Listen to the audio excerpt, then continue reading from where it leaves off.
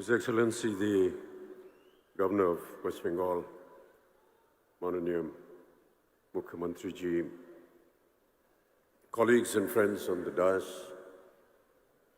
distinguished guests, ladies and gentlemen. 3 বছর Kyiv আসতে পারিনি, আপনাদের সঙ্গে দেখা করতে পারিনি, তাই অনেক কষ্ট হয়েছে। মমতা দি, আপনাকে অনেক অনেক ধন্যবাদ। আবার আমাকে নিমন্ত্রণ করলেন এখানে আবার আসার সুযোগ দেবার জন্য। ধন্যবাদ কলকাতা আবার ভালোবেসে ডাকার জন্য। কলকাতা আমার বাড়ির মতো। আপনাদের জামাইবাবু জীবনভর আপনাদেরই জামাই থাকবে।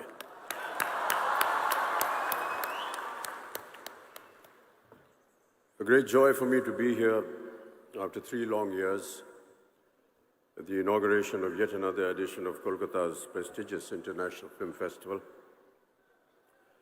The festival, ladies and gentlemen, has always celebrated the inclusive spirit of cinema beyond the confines of what Gurudev Rabindranath Tagore called narrow domestic walls.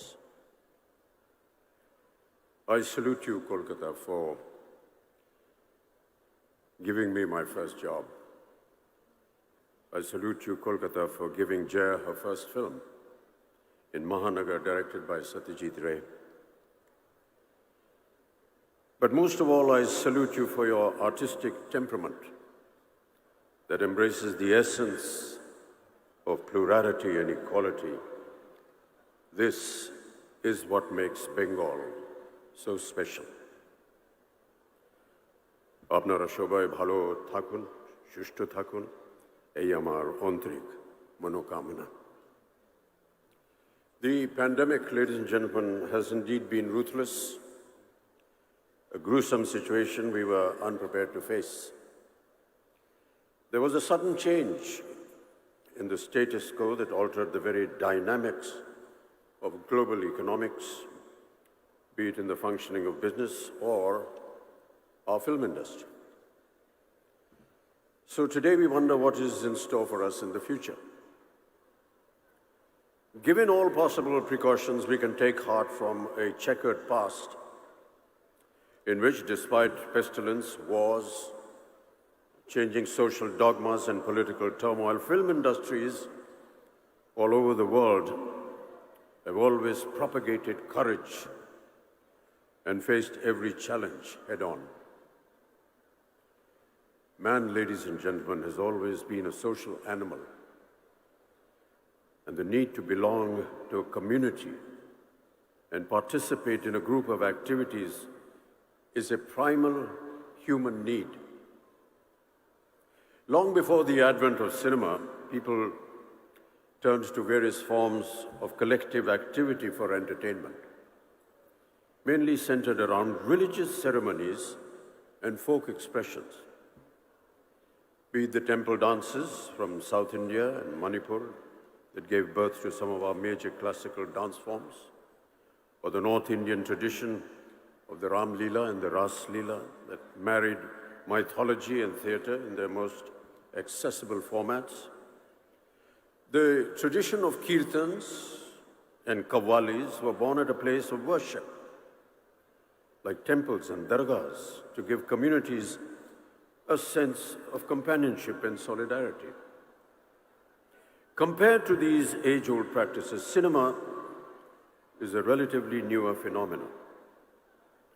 Our first silent film, Raja Harishchandra, opened in the Olympia Theatre, Bombay, on the 21st of April, 1913, merely a few years before the dual setbacks of the First World War and the advent of the dreaded Spanish flu. Earlier, the Russian flu, often described as the first modern influenza pandemic, erupted between 1889 and 1892 and is believed to have killed more than 1 million people. However, 3 years later, once the danger had subsided, the world's first ever public screening of 10 of Lumiere brothers' short films took place in Paris on the 28th of December, 1895. As with the current pandemic, the 1918 Spanish flu also spread through international travel on steamships and trains packed with soldiers returning from the First World War. In India, the disease arrived in Bombay on a trooper ship from Mesopotamia in May, peaking in October. Mahatma Gandhi, ladies and gentlemen, the chief architect of India's independence, was one of the millions who contracted the Spanish flu. Had he not survived India's struggles to shed the British colonial yoke, would have taken a drastically different turn. The virus, described by the media as the dog that did not bark but remained ferocious with every bite, is believed to have affected close to 1/3 of our planet's population. In India itself, an estimated 18 million people died during that time. But ironically, it was also instrumental in uniting the people against the British, who had neglected all healthcare norms. Despite these turbulent times, India saw the birth of its film industry that continues to fly the flag high in our 75th year of independence and has managed to keep the egalitarian spirit of cinema alive for over 100 years. Dada Saheb Phalke not only oversaw the production of Raja Harishchandra, but also of 23 other films between 1913 and 1918. The following year, in 1919, saw the release of the first Bengali language silent film, Bilwa Mangal, produced by Madan Theatre Company of Calcutta on the 8th of November. Yet, unlike Hollywood, the initial growth of Indian cinema was slow. Silent films in the West did occasionally touch on the subject of great contagions, including the bubonic plague, but mostly from the safe distance of a few hundred years. However, Indian cinema, unlike the West, had just begun taking its baby steps. And of course, our country's freedom movement was picking up pace at a rate much faster than what the ruling dispensation had foreseen. In 2020, Britain's World War I epic, 1917, directed and produced by Sam Mendes, turned out to be one of the frontrunners of the Oscars. And for many viewers of South Asian descent, the historical drama also offered a glimpse into the role of the Indian military who fought in the Great War. Sikh soldiers had arrived in the Western Front in 1914 and received worldwide news coverage of their valiant involvement in the First Battle of Ypres. Yet, ladies and gentlemen, once the skirmishes were over, their contribution went wildly unrewarded. Britain, alarmed by domestic disturbances, imposed martial law on Punjab, ultimately leading to the Amritsar massacre of 1919 in Jallianwala Bagh. Many Sikh soldiers were left angry and let down by the British government. Christopher Nolan's film Dunkirk, a favorite at the 90th Academy Awards held in 2018, however, led to direct questions about the erasure of India from the Second World War effort. Any portrayal of Indian soldiers or references to their contribution were conspicuously absent. In India, too, the country's role in the global conflict tended to be overshadowed by the major events of the Indian independence movement that coincided with the war years. Nevertheless, within this larger conversation about cultural retellings of two world wars, it is important to look at how India's film industry responded and how it filtered stories of valor and sacrifice through the prism of cinema and the country's own struggle for freedom. The message of India's solidarity with the Allies against the Japanese invasion was underscored in the 1946 film Dr. Kotnis Ki Amar Kahani, which was directed by V. Shantaram.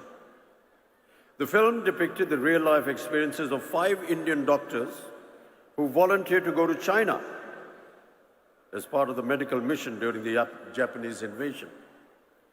Shantaram starred in the film as the titular Dr. Dwarkanath Kotnis, regarded as a war hero. The poster for the film, designed by renowned Indian artist S.M. Pandit, depicts the Buddha, serene and still, standing amid the burning remains of war as a lasting image of hope and a reminder of historical cultural bonds between the two countries. The story, among several others, shows that even in the midst of its own struggle against the British, India shouldered its part in this momentous collective responsibility in the global fight against fascism. As native voices started being raised against British oppression and social injustices, often reflected in films of that era, it was inevitable that film censorship was born out of a raging fire and into the consequent clamping down on human rights. Ladies and gentlemen, early film stock, and many amongst my film colleagues would have noticed, had a compound called nitrocellulose, which was used in explosives as gun cotton. Mixed with camphor, it became nitrate film, not explosive, but still violently flammable. In 1897, a year and a half after the first ever film screening in the world, a nitrate fire at the Bazar de la Charité in Paris killed 126 people. A spate of similar incidents over the next decade resulted in the first world's cinematograph legislation being passed in Britain in the year 1909 to improve safety standards by controlling the issue of cinema licenses. One kind of control led to another. Since the 1909 Act made licenses necessary for public screenings, local authorities used this to regulate not just the conditions in which the film would be screened, but also the content of the film itself. After a few confusing years with everyone making up their own rules, the British Board of Film Censors was formed in the year 1912. By this time, Indians were not only watching films, but also making their own films.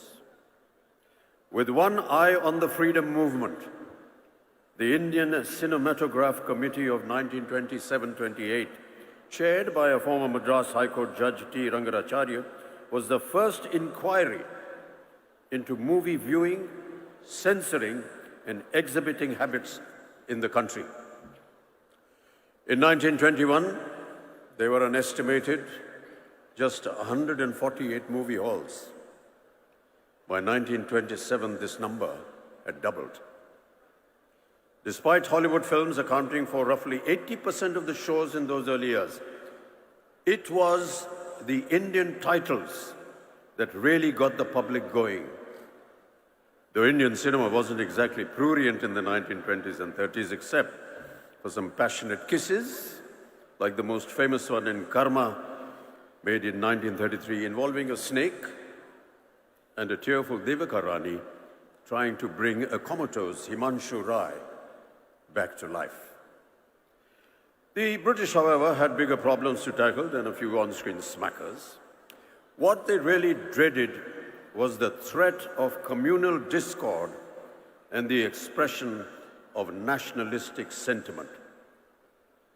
Any mention of British excesses was forbidden and enough reason to earn an outright ban.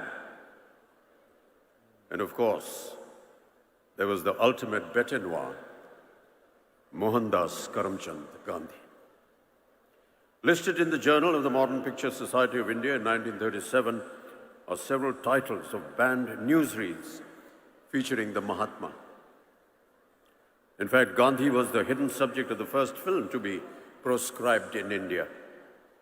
Released in 1921, the protagonist of Bhakta Vidur, with his Gandhi cap, khadi clothes, spinning wheel, was deemed to be a stand-in for the Mahatma. In 1939, Tyaga Bhumi met the same fate, as it portrayed what was perceived as the Gandhi of Tamil Nadu sitting on a dais spinning with a charkha. In 1931, on seeing the word Swaraj in the title of Shantaram's film Swarajya Toran, or Thunder of Hills, and the poster of the film depicting Chhatrapati Shivaji Maharaj hoisting a flag, the head of the British Indian censor flew into a rage. This picture is banned, conveyed the censor board. But Shantaram's friend and film distributor Babu Rao Pao responded with the officials who demanded that the film be retitled, a few scenes be modified, and that the flag hoisting in the climax be entirely deleted. And therefore Swarajya Toran was renamed Uday Kal and finally released. Armed with the proverbial pen, our filmmakers were fighting their battle against the hegemony of a haughty empire. Close to 24 films were released between 21 and 1947 that either obviously or obliquely depicted the British as oppressors. The British Indian censors made every possible attempt to throttle such messages. To fight them, India needed to be socially united and progressive. That was precisely the message in the 1937 classic Duniya Na Mane, which also raised a voice against unfair marriages and advocated widow remarriage. The British censors interfered once again, ordering the removal of documentary footage of Vallabhbhai Patel making a speech about abstinence. Brandy Ki Botal, 1939, criticized liquor consumption and exhorted Gandhian morality, while Ghar Ki Rani in 1940 showed the dire consequences of aping Western traditions. Though these messages started receiving the support of the country's nationalistic leaders, the films had a very hard time at the censor board. Indian film directors were forced to find ways to talk about the ongoing freedom struggle without mentioning it directly. You must remember the famous song Dur Hato Hai Duniya Walo, the hit musical number from the 1943 feature film called Kismat. It was ostensibly made as a warning to the Germans and the Japanese, but the actual target was clearly the British. Historical films like Kumaji Nayak in 1926 that replaced the British with other invading forces, and social films like Apna Ghar in 1942, which spoke in a kind of code to Indian viewers, started several agitations all over the country. It wasn't just a case of official paranoia over feature films and newsreels. As the freedom movement picked up pace, the ruling members of the Raj became more and more inflexible. And the empire did not wait to strike back. As a counter-strategy to patriotic Hindi films, the British released English-language films deemed objectionable to Indian sensibilities. The drum made in 1938 showed all Indians as untrustworthy and scheming against their British masters. Bombay City rose in revolt against its screening, with the frontier Gandhi, Khan Abdul Ghaffar Khan, demanding its immediate ban. The 1938 edition of Film India magazine called it a shameful affront to the frontier Pathans. The Lives of a Bengal Lancer, made in 1935, also met with stiff opposition in Lahore for its disrespectful portrayal of Muslims. Unafraid to retaliate, our cinema posters, they got bolder. Bringing light to a vexed nation was the tagline of Chal Chal Re Naujawan in 1944, while Turn East and Hear India Speak was the tagline of Prabhat's Hum Ek Hain in 1946. Ek Kadam in 1947 went to the extent of showing Netaji Subhash Bose in one of its posters. With these never-ending confrontations in the 1940s, the policing of Indian cinema grew exasperatingly stringent. To put it mildly, over the rigmarole of 5 different censor boards setting up their own rules, things were chaotic. Finally, the 1952 Cinematograph Act set out the structure of censorship as it stands today, upheld by the Film Certification Board. But even now, ladies and gentlemen, and I'm sure my colleagues on stage will agree, questions are being raised on civil liberties and freedom of expression. Since those early times, there have been many changes in cinema content, production, star system, and the way films are viewed by audiences. Subjects have also been vastly varied. From mythological films, socialist cinema like the films of Bimal Roy, Chetan Anand and Raj Kapoor, with his Chaplin-inspired Trump as the protagonist, art house cinema, the advent of the angry young man of the 70s and 80s, viewed against the frustration of countless unemployed youth, to the current brand of historicals, couched in fictionalized jingoism, along with moral policing. The range has kept audiences reflecting on the politics and social concerns of our times through single screens, videos, multiplexes, and now the burgeoning OTT. Keeping in mind the new world order brought about by the COVID-19 pandemic, ladies and gentlemen, we will have to take into account how films are going to be made and watched in the near future. Perhaps the clue lies in the works of our timeless cinema maestros. Nearer home, there may be pointers in Satyajit Ray's cinema which reveal a politically and socially conscious and often prescient vision of Bengal, India, and humanity. Manik Das films, while remaining culturally rooted in Bengal, speak on universal themes like the immortal Apu trilogy. His cinema, ladies and gentlemen, is a reflection of the dreams, aspirations, struggles, angst, challenges, and corrosiveness of India's plurality. The Spanish flu ended in April 1920.